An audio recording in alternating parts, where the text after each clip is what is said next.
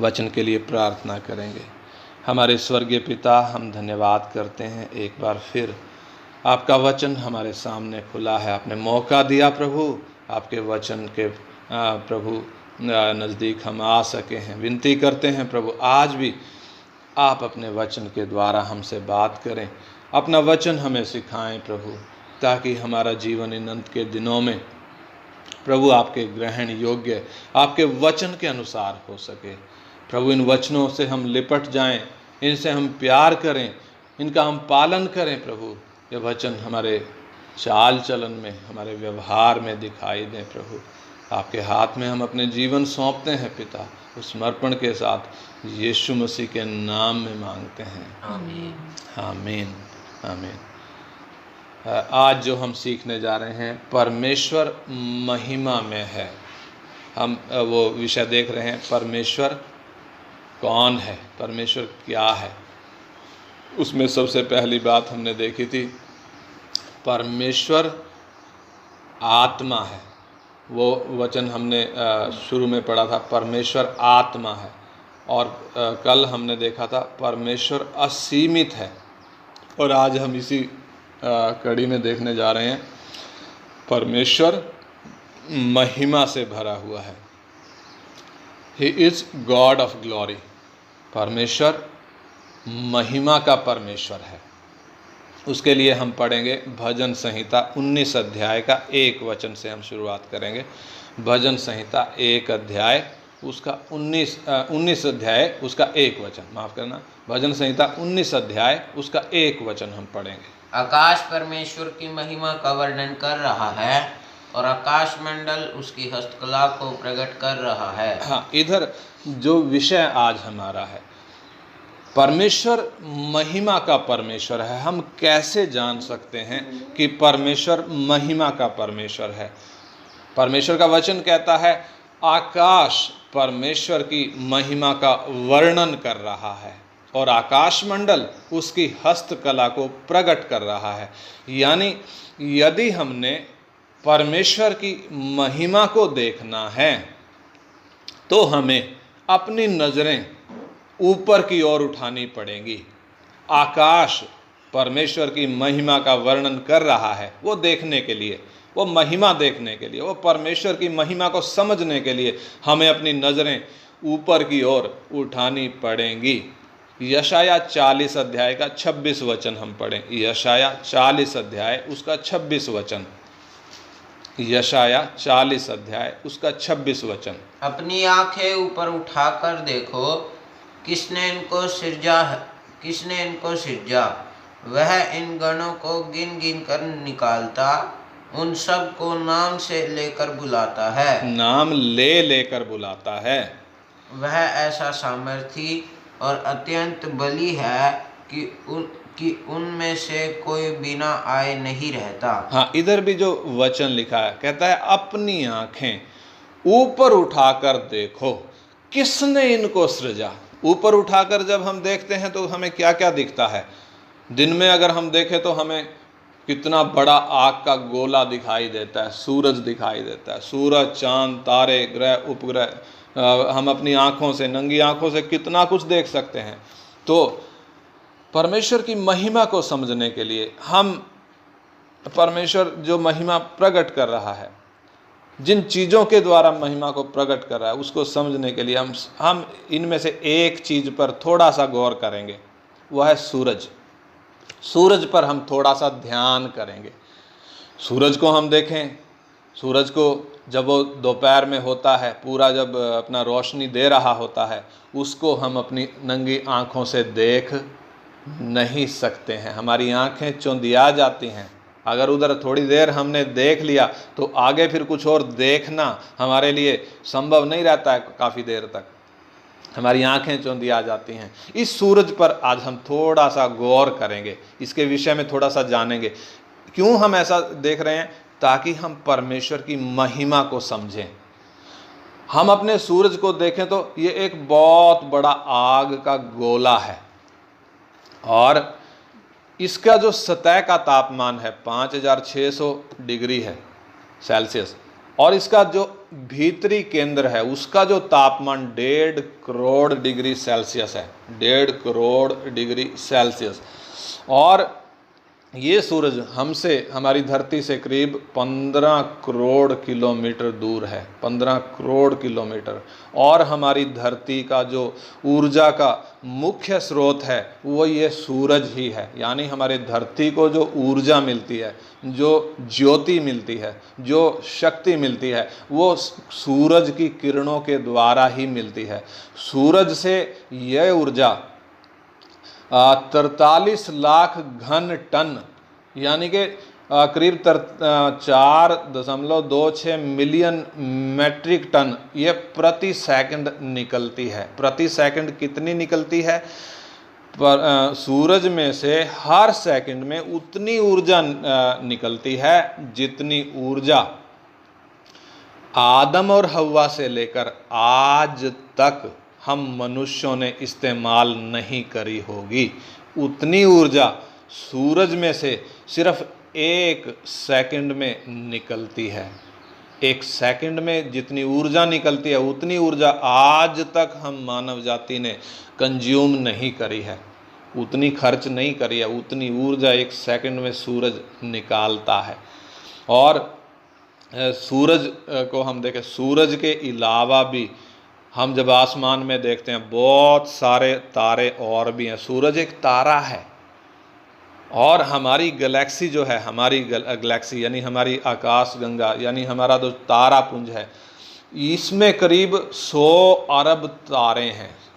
हमारे जो आकाश गंगा में 100 अरब तारे हैं। और हमारे तारापुंज के अलावा भी करीब 100 अरब तारापुंज और भी हैं। यानी जिस आकाश गंगा में हम रहते हैं वो वैसी ही करीब 100 अरब आकाश गंगाएं और हैं। और हमारी के जो हमारी आकाश गंगा उसमें भी 100 अरब तारे हैं। और इन 100 अरब तारों में हम सोच कर देखें, सूरज एक औसत उसका औसत तारा है। औसत मतलब एक औसत माप का तारा है। इससे भी बड़े बड़े तारे हमारी गैलेक्सी में हैं, हमारी आकाशगंगा में इससे भी बड़े बड़े तारे हैं। हम जरा सोच कर देखें, जिस ऊर्जा की या जिस परमेश्वर की सामर्थ्य की या जिस महिमा की हम बात कर रहे हैं, दुनिया सोच भी नहीं सकती है। और ये सब केवल कैसे बना है? परमेश्वर के वचन की सामर्थ्य से बना है। यह सब परमेश्वर ने कैसे बनाया? परमेश्वर ने बोला और हो गया। परमेश्वर ने सूरज बनाया, परमेश्वर ने बोला आकाश में ज्योतियां हों तो वो हो गई। यानी परमेश्वर ने अपने वचन की सामर्थ्य से ये सब बनाया है। यानी परमेश्वर का वचन कितना ताकतवर है हम अंदाज़ा लगा सकते हैं। ये सूरज के विषय में हम देख रहे हैं, पृथ्वी को गर्म रखता है, सारे मौसमों को ये चलाता है। बिजली का तूफान हो, चाहे तेज आंधी हो, चाहे बारिश हो, चाहे बादल हो, चाहे हवाएं हो, ये सब सूरज से आने वाली ऊर्जा से ही चलते हैं। और सूरज की ऊर्जा का 1 अरबवां हिस्सा ही पृथ्वी पर पहुंचता है। यानी पृथ्वी पर सूरज की जो रोशनी, जो ऊर्जा पहुंचती है, वो सूरज से उत्पन्न होने वाली ऊर्जा का 1 अरबवां हिस्सा है। लगभग 10 लाख पृथ्वी एक सूरज के अंदर समा सकती हैं। इतना बड़ा है सूरज, धरती से 10 लाख गुना बड़ा है। यानी 10 लाख धरतियाँ इकट्ठी होकर सूरज में जाएं तो पूरे सूरज में समा जाएंगी। तो भी हमारा सूरज एक औसतन नाप का तारा है। यानी औसतन नाप का मतलब हमारी आकाशगंगा में दूसरे कई और भी तारे हैं जिनके सामने ये सूरज एक बच्चे के जैसे दिखेगा, यानी एक बिंदु के जैसे दिखेगा। पिछले दिन कल हम देख रहे थे उस बात को, हम देख रहे थे उसमें कई सारे हमने ग्रह और तारे देखे थे जिनका व्यास कितना था वो हम कल देख रहे थे। उनमें एक था आर्कटरस तारा था। ये आर्कटरस जो तारा है, ये रात में आसमान में जो चमकता है, ये हम अपनी नंगी आंखों से भी देख पाते हैं। बस हमें पहचान होनी चाहिए कि ये वो है। ये बहुत चमकीला तारा है और नारंगी रंग का चमकता है, और ये हमसे 320 लाख करोड़ किलोमीटर दूर है, और ये सूरज से 100 गुना ज़्यादा चमकीला है। हमारे सूरज से 100 गुना ज़्यादा चमकीला है, और परिधि में सूरज से 20 गुना ज़्यादा बड़ा है। कौन? ये आर्कटरस तारा हमारी गैलेक्सी में ही है। ये भी एक सूरज ही है, सूरज से 20 गुना बड़ा है। और बीटलगीज को देखें तो, कल हमने देखा था ना बीटलगीज, ये बीटलगीज को देखें तो ये आर्कटरस से भी बड़ा है। यानी हमारे सूरज के सामने ये बीटलगीज कैसा है? हमारे सूरज से 60,000 गुना ज़्यादा चमकीला है, और हमारे सूरज से 100 गुना ज़्यादा बड़ा है। ये बीटलगीज हमारी आकाशगंगा का सबसे बड़ा तारा नहीं है, इससे भी बड़े महादैत्य तारे हमारे आकाशगंगा में हैं, जिनकी परिधि यानी जिनका ऊपर का गोले का जो लंबाई है वो सूरज से 1500 गुना से भी ज़्यादा हो सकता है। सूरज एक सेकंड में जो ऊर्जा छोड़ रहा है उसको हम ध्यान दें। हमारी आकाशगंगा में और बहुत सारे सूरज से भी बड़े बड़े तारे हैं, वो भी ऊर्जा छोड़ रहे हैं। हमारी आकाशगंगा के अलावा 100 अरब और तारापुंज हैं, उनमें भी कितने असंख्य तारे हैं जो ऊर्जा छोड़ रहे हैं। हम सोच कर देखें जरा, इन तारों से निकलने वाली ऊर्जा या रोशनी, उसका हम अंदाज़ा लगाएं। हम परमेश्वर की महिमा का आभास थोड़ा थोड़ा हमें होने लगेगा। परमेश्वर ने ये सब बनाया कैसे है? परमेश्वर ने अपने वचन की सामर्थ्य से बनाया है। यानी बनाने वाले की महिमा हमें कैसे दिखेगी? हम बनाई हुई सृष्टि को जरा देखें। बनाने वाले ने बनाई हुई चीज़ बनाई कैसे है, उसको देखने से हमें आभास होने लगता है बनाने वाला कैसा है। हालेलुया। हम इन तारों से जो रोशनी निकल रही है उसको देखकर हमारी आंखें देख नहीं पाती हैं। तो जब हमारी आंखें उस परमेश्वर की बनाई हुई एक चीज़ को नहीं देख पाती, आंखें चौंधिया जाती हैं, तो अंदाज़ा लगाएं उस परमेश्वर को क्या हम अपनी नंगी आंखों से देख सकेंगे? सवाल नहीं पैदा होता कि हम उसको अपनी नंगी आंखों से देख पाएं। ये परमेश्वर, ये महिमा में परमेश्वर जब सिनाई पहाड़ पर उतरा था, पूरी महिमा के साथ नहीं उतरा था। इजराइलियों के सामने सिनाई पहाड़ पर जब ये उतरा था, वो थोड़ा सा घटना का हम ध्यान करें। निर्गमन में आ जाएं, 19 अध्याय का 16 वचन पढ़ें। निर्गमन 19 अध्याय का 16 वचन। जब सिनाई पहाड़ पर ये परमेश्वर उतरा था, पूरी महिमा के साथ नहीं उतरा था, बल्कि थोड़ी महिमा उतरी थी, क्योंकि पूरी महिमा कोई सहन नहीं कर पाता, पहाड़ भी सहन नहीं कर पाता, इसलिए वो थोड़ी सी महिमा परमेश्वर की वहाँ पर उतरी थी। तो क्या घटना घटी थी? 19 का 16 पढ़े निर्गमन में। जब तीसरा दिन आया तब भोर होते ही बादल गरजने और बिजली चमकने लगी और पर्वत पर काली घटा छा गई। फिर नरसिंगे का बड़ा भारी शब्द हुआ और छावनी में जितने लोग थे सब कांप उठे। हाँ, ये हुआ क्या?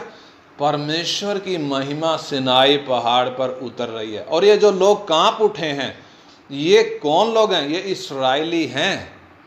परमेश्वर इनको मिस्र देश से निकाल कर लाया है, बड़े बड़े अचंभे के काम दिखाकर, और इनको लाल समुद्र 2 हिस्से करके उधर से निकाल कर परमेश्वर लाया है।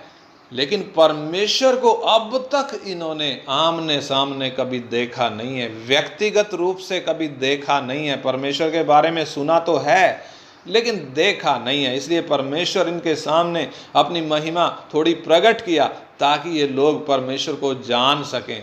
3 दिन तक इन्होंने अपने आप को शुद्ध किया है, नहाए हैं, कपड़े धोए हैं, औरतों से दूर रहे हैं, अपने आप को शुद्ध किया है ताकि परमेश्वर की महिमा का सामना कर सकें। लेकिन हम देखते हैं इनकी शारीरिक शुद्धता का कोई असर नहीं हुआ, यानी इनकी शारीरिक शुद्धता किसी भी काम की नहीं निकली। और जब ये बड़ी बिजली चमकने लगी, बादल गरजने लगे, जब पर्वत पर बड़ी काली घटा छा गई और बड़ा नरसिंगे का जब भारी शब्द हुआ, और तो छावनी में जितने लोग थे सब कांप उठे। 20 अध्याय का 18-19 वचन भी पढ़े। 20 अध्याय का 18-19, 20 अध्याय का 18-19 वचन। सब लोग गर्जन और बिजली और नरसिंगे के शब्द सुनते और धुआं उठते हुए पर्वत को देखते रहे, और देख के कांप कर दूर खड़े हो गए। और वे मूसा से कहने लगे, तू ही हमसे बातें कर, तब तो हम सुन सकेंगे, परंतु परमेश्वर हमसे बातें ना करे, ऐसा न हो कि हम मर जाएं। हाँ, मतलब ये कैसी बात है? ये वैसी बात है, हम सूरज की तरफ देख रहे थे, हमारी आंखें चौंधी आ गई।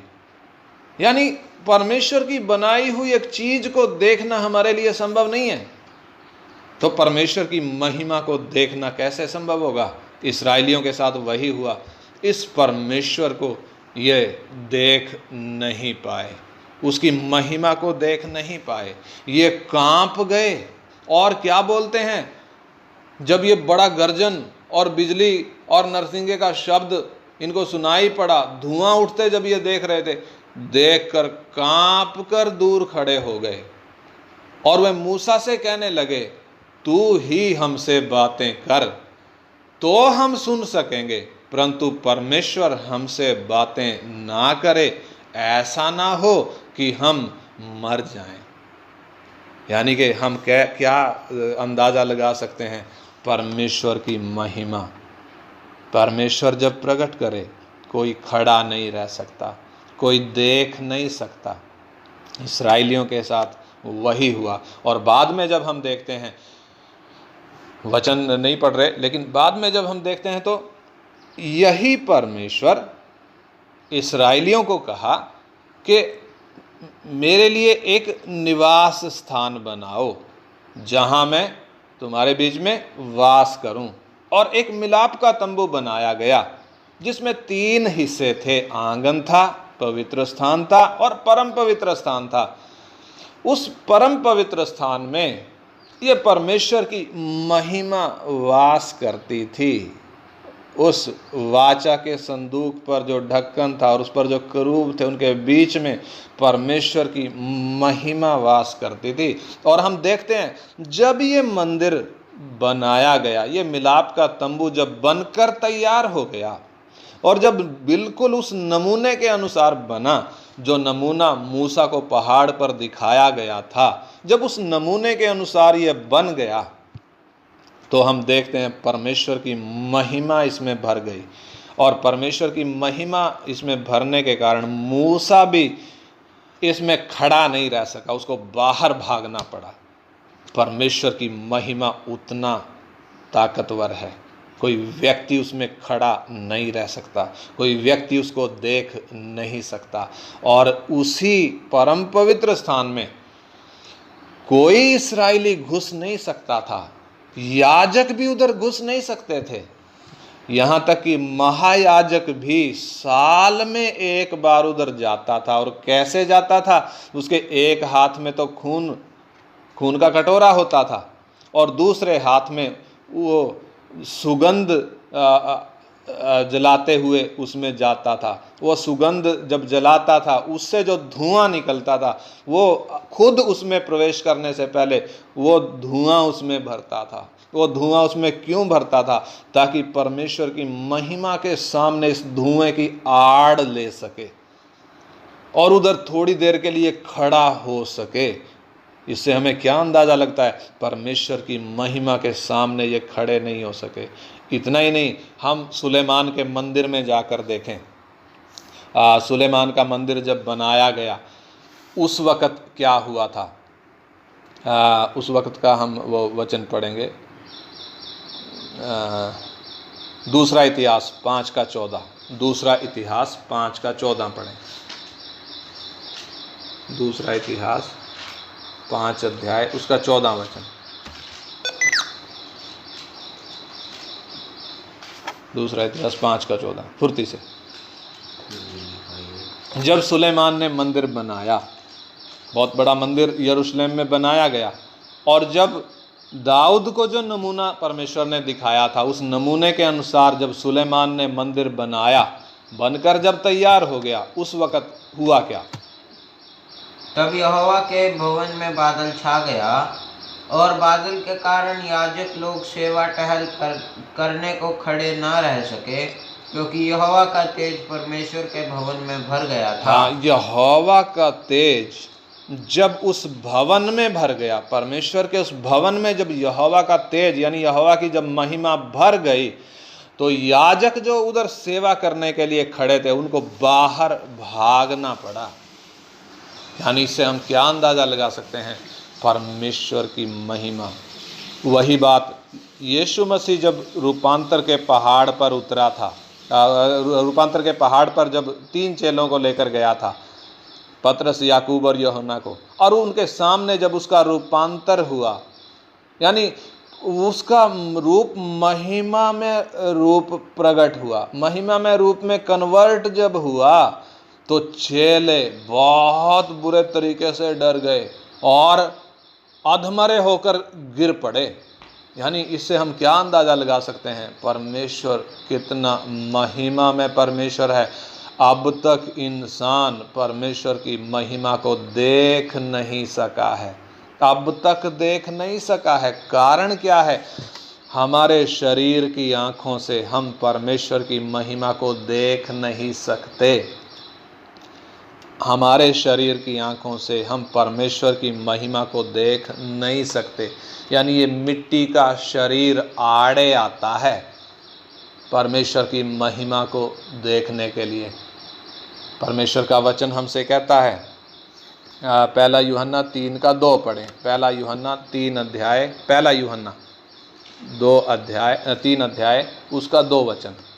पहला यूहन्ना 3 अध्याय का 2 वचन पढ़ें। हे प्रियो, अब हम परमेश्वर की संतान हैं, और अभी तक यह प्रकट नहीं हुआ कि हम क्या कुछ होंगे। इतना जानते हैं कि जब वह प्रकट होगा तो हम उसके समान होंगे, क्योंकि उसको वैसा ही देखेंगे जैसा वह है। हाँ, इधर जो वचन लिखा है, कहता है हे प्रियो, अभी हम परमेश्वर की संतान हैं, हम परमेश्वर की संतान हैं, और अब तक यह प्रकट नहीं हुआ कि हम क्या कुछ होंगे। उधर जाने के बाद हम क्या कुछ होंगे, हमें अभी तक यह प्रकट करके नहीं मिला है। लेकिन हम इतना जानते हैं कि जब वो प्रकट होगा तो हम भी उसके समान होंगे, क्योंकि उसको वैसा ही देखेंगे जैसा वो है। यानी आज हम उसको देख नहीं पाते, लेकिन समय आएगा, हमारा शरीर मिट्टी का नहीं होगा, आत्मा का शरीर होगा, आत्मिक शरीर होगा, आत्मिक तेज वाला शरीर होगा। उस आत्मिक शरीर के द्वारा हम परमेश्वर को देख पाएंगे, उन आत्मिक आँखों के द्वारा हम परमेश्वर को देख पाएंगे। लेकिन हमने देखा परमेश्वर की महिमा आज हम देख नहीं पाते हैं। मंदिर में जब धुआं भरा, यानी जब महिमा का तेज भरा, तो याजक लोग भी, मूसा भी उधर खड़े नहीं रह पाए। आज इस समय में वो मंदिर, मिलाप का तंबू उधर नहीं है, यरूशलेम का मंदिर उधर नहीं है, जिधर परमेश्वर की महिमा भरी थी वो अभी उधर नहीं है। आज परमेश्वर का मंदिर कौन है? आज परमेश्वर का मंदिर मैं और आप हैं। हमें परमेश्वर ने जगत में से चुना है। पहला कुरिन्थी 3 का 16 में लिखा, क्या तुम नहीं जानते तुम परमेश्वर का मंदिर हो? और पहला कुरिन्थी 6 का 19-20 में लिखा, क्या तुम नहीं जानते तुम पवित्र आत्मा का मंदिर हो, और परमेश्वर का आत्मा तुम में वास करता है, और तुम अपने नहीं हो बल्कि दाम देकर मोल लिए गए हो। इसलिए अपनी देह और अपनी आत्मा के द्वारा परमेश्वर की महिमा करो। यानी कि ठीक वैसे ही जैसे मिलाप के तंबू में परमेश्वर की महिमा भरी थी। ठीक वैसे ही जैसे यरूशलेम के मंदिर में जो सुलेमान ने बनाया था उसमें परमेश्वर की महिमा भरी थी, ठीक वैसे ही आज जो मंदिर हैं, हम लोग जो परमेश्वर के मंदिर हैं, इनमें भी परमेश्वर की महिमा वास करना है।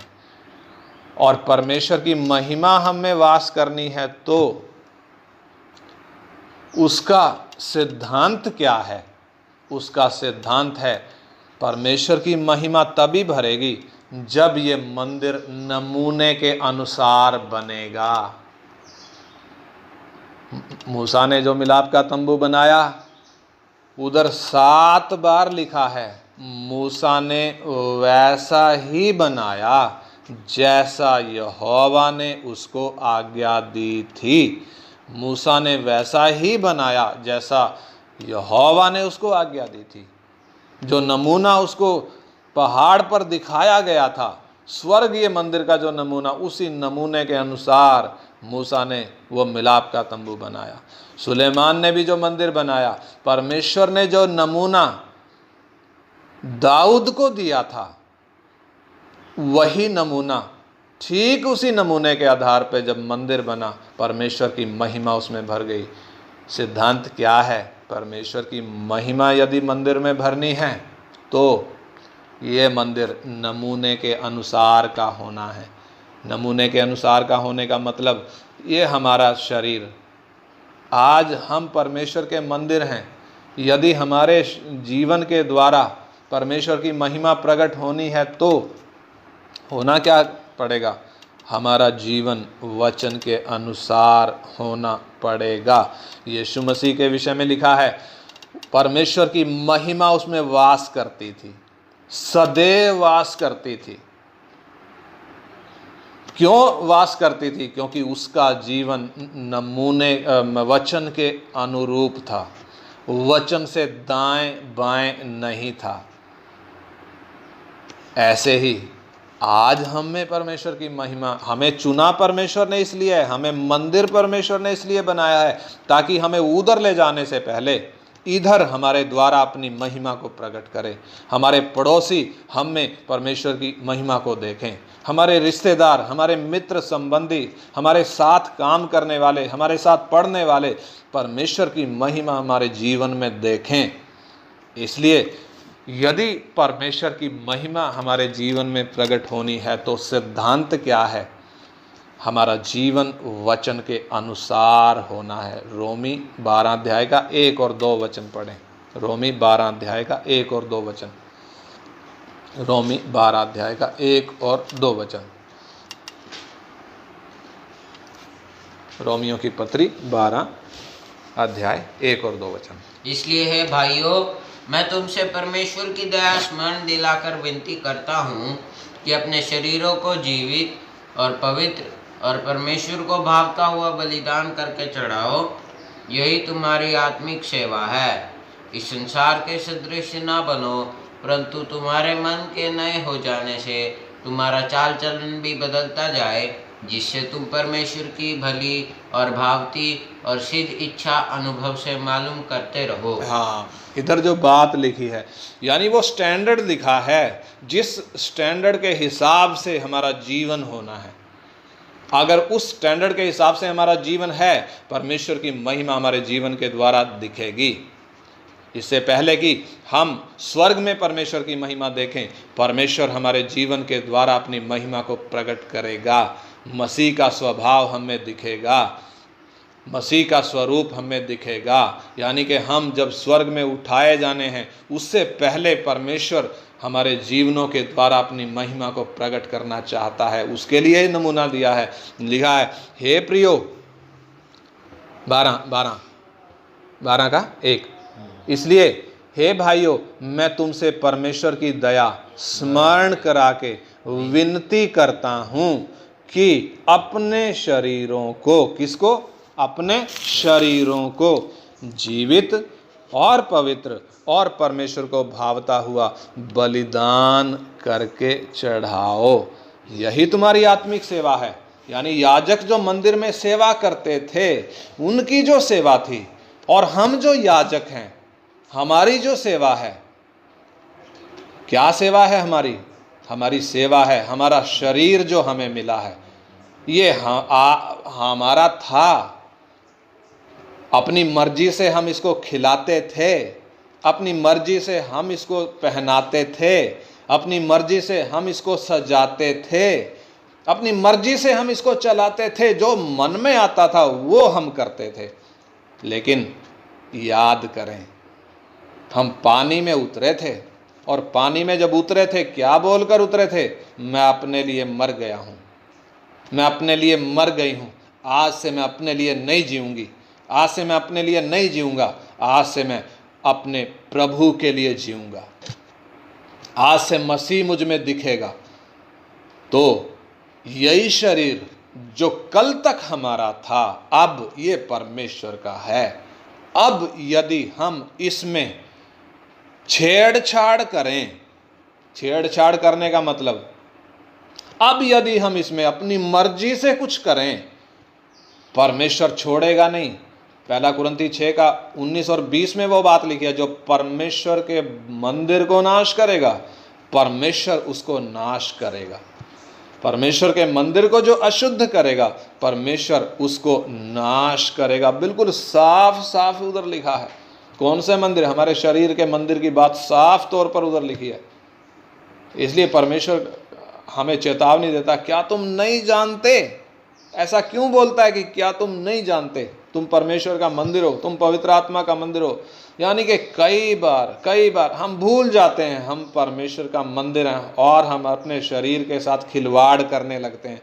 ठीक वैसे ही जैसे हम तब करते थे जब हम अपने मालिक खुद थे, लेकिन हम भूल गए हैं आज हम अपने मालिक नहीं हैं।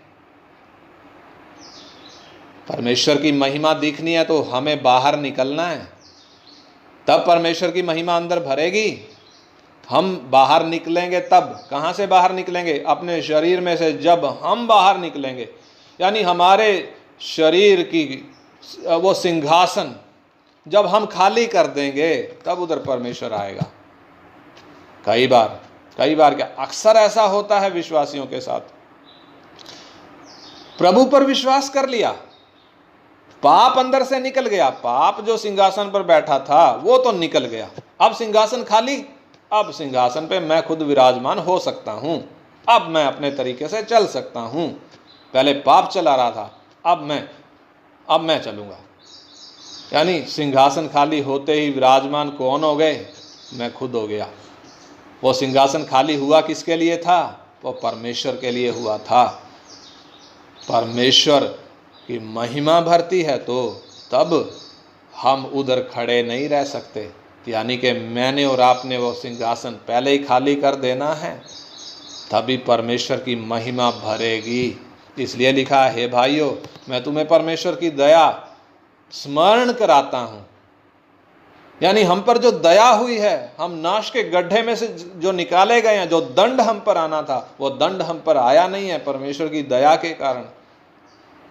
वो दया याद करा के विनती करता हूँ कि अपने शरीरों को जीवित और पवित्र और परमेश्वर को भावता हुआ बलिदान करके चढ़ाओ। यही तुम्हारी आत्मिक सेवा है। और इस संसार के जैसे नहीं बनो। इस संसार के जैसे कैसे? ये संसार अपने शरीर से अपनी महिमा करता है, अपने शरीर को अपने तरीके से सजाता है, संवारता है, खिलाता है, पिलाता है, पालता है, अपने तरीके से अपनी इच्छा अपने शरीर के द्वारा पूरी करता है, अपनी लालसाएं अपने शरीर के द्वारा पूरी करता है। कौन? ये संसार के लोग। परमेश्वर कहता है तुम इस संसार के जैसे ना बनो, बल्कि तुम्हारी बुद्धि जब नई हो गई है तो बुद्धि के नए हो जाने से तुम्हारा चाल चलन भी बदलता जाए, जिससे तुम परमेश्वर की भली और भावती और सिद्ध इच्छा अनुभव से मालूम करते जाओ। यानी कि स्वर्ग में जाने से पहले, उधर परमेश्वर की महिमा को देखने से पहले, परमेश्वर ने हमें जगत में से चुना है कि इधर वो अपनी महिमा हमारे जीवनों के द्वारा प्रकट करे। लेकिन कई बार वह महिमा प्रकट क्यों नहीं होती है? क्योंकि इस शरीर के मालिक हम खुद रहते हैं। जब तक इस शरीर के मालिक हम खुद रहेंगे, परमेश्वर की महिमा कभी भी प्रकट हो नहीं पाएगी। इसलिए आइए हम अपने जीवनों को जांच कर देखें, मैं अपने शरीर के साथ कैसे व्यवहार करता हूँ। कैसे व्यवहार करने का मालिक मतलब, क्या मैं इसका मालिक खुद हूँ? क्या इस सिंहासन पर मैं खुद बैठा हूँ, या ये मैंने परमेश्वर के लिए छोड़ा है? मैं बाहर हूँ, मैं अपने शरीर से अपनी मर्जी पूरी नहीं करता हूँ, बल्कि इसको परमेश्वर की महिमा के लिए मैंने पवित्र किया है। आइए हम अपने जीवनों को जांचते हुए प्रार्थना करें। परमेश्वर महिमा का परमेश्वर है। उसकी महिमा हम अपनी आँखों से देख नहीं पाते हैं। हमने उसकी बनाई हुई एक छोटी सी चीज़ को देखा, सूरज, हम उसको देख नहीं पाते हैं। लेकिन परमेश्वर का धन्यवाद, परमेश्वर अपनी महिमा को प्रकट करने के लिए वो छोटी सी चीज़ को बनाकर हमारे सामने रखा है, ताकि हम परमेश्वर की महिमा के विषय में अंदाज़ा लगा सकें वो कितना महिमा में होगा।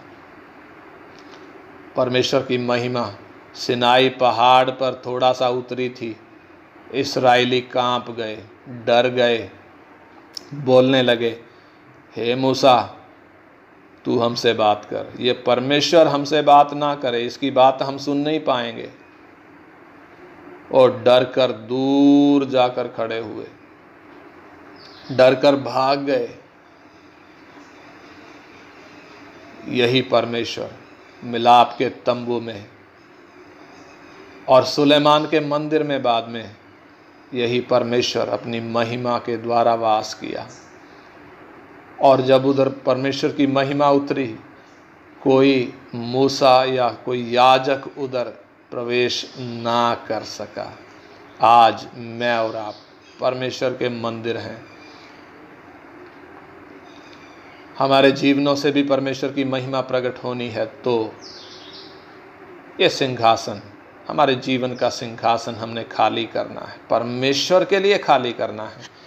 अपने शरीरों से हमने अपनी इच्छा पूरी नहीं करनी है, बल्कि हमारा शरीर परमेश्वर का मंदिर है, परमेश्वर के आत्मा का मंदिर है। इसके द्वारा हमारा एक ही लक्ष्य होना है, इसमें परमेश्वर की महिमा प्रकट हो, इसके द्वारा परमेश्वर की महिमा प्रकट हो, इसके द्वारा परमेश्वर की महिमा प्रकट हो। वो लक्ष्य यदि हमारा होगा, स्वर्ग में जाने से पहले परमेश्वर की महिमा परमेश्वर हमारे द्वारा इधर प्रकट करेगा। हमें मालूम नहीं है उधर हम परमेश्वर की महिमा कैसे देखेंगे, लेकिन इतना जरूर है, हम देखेंगे।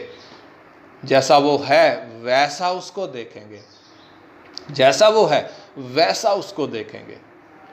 यह शरीर नहीं होगा, महिमा का शरीर होगा, आत्मिक शरीर होगा। उस आत्मिक शरीर में हम परमेश्वर को देखेंगे, उसकी महिमा को देखेंगे। कितना बड़ा सौभाग्य होगा। लेकिन उधर महिमा देखने से पहले इधर हमने अपने शरीर के द्वारा, अपने जीवन के द्वारा परमेश्वर की महिमा को प्रकट करना होगा, तभी हम वो महिमा भी देख पाएंगे। इसलिए आइए हम प्रार्थना करें। हमारे स्वर्गीय पिता, हम आपके वचन के लिए धन्यवाद करते हैं। पिता, आज जो विषय हमने सीखा है, परमेश्वर महिमा का परमेश्वर है। हाँ खुदावन, ये वचन आपने हमें खोल कर दिया है, पवित्र आत्मा के द्वारा आपने हमें सिखाया है। प्रभु, हम धन्यवाद करते हैं पिता, ये बातें जो हमने सीखी हैं ये हमारे हृदयों में बस जाएं प्रभु जी, और वास्तव में हम भी प्रभु जब तक इस धरती पर हैं आपकी महिमा का कारण बन सकें, यानी हमारे जीवनों से भी आपकी महिमा प्रकट हो सके। पिता, आप सहायता करें, प्रतिदिन उस समर्पण में चलने के लिए हम एक एक को आप तैयार करें, पवित्र आत्मा के द्वारा बलवंत करें, गाइड करें प्रभु, हमें चलाएं। सारी महिमा आपको देते हैं पिताजी, आप बढ़ें और हम घटें। विनती को सुन लिया, धन्यवाद हो पिता, यीशु मसीह के पवित्र नाम में मांगते हैं, आमीन आमीन।